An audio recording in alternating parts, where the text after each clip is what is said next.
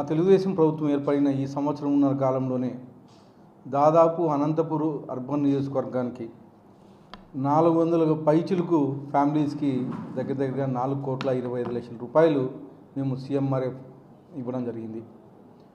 మా తెలుగుదేశం ప్రభుత్వం, మా ముఖ్యమంత్రి నారా చంద్రబాబు నాయుడు గారు పేదల ఆరోగ్యం గురించి, అలాగే పేదల సంక్షేమం గురించి చాలా ఆలోచించే వ్యక్తి, పేదల పక్షాన నిలబడే వ్యక్తి. కాబట్టి ఈరోజు సీఎంఆర్ఎఫ్ ఏ ఫైల్ పెట్టినా పార్టీలకు అతీతంగా, కులాలకు అతీతంగా, మతాలకు అతీతంగా అనంతపూర్ అర్బన్ నియోజకవర్గంలో మేము ఇవ్వడం జరుగుతూ ఉంది.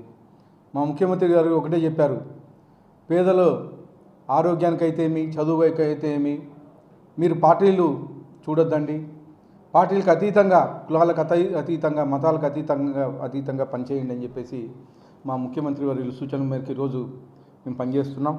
ముఖ్యంగా గత సంవత్సరంన్నర కాలంలోనే, అంటే గత 5 ఏళ్లలో కేవలం ₹1 కోటి కానీ జగన్మోహన్ రెడ్డి గవర్నమెంట్లో రాలేదు సీఎంఆర్ఎఫ్ చెక్కులు అనంతపూర్ అర్బన్ నియోజకవర్గానికి. కానీ ఈ సంవత్సరంన్నర కాలంలోనే 4,25,00,000 రూపాయలు మేము ఓన్లీ అనంతపురం అర్బన్ నగర ప్రజలకు మాత్రం ఇవ్వడం జరుగుతూ ఉంది. అంటే మీరు అర్థం చేసుకోవచ్చు గత 5 ఏళ్లలో పాలన ఎలా సాగింది.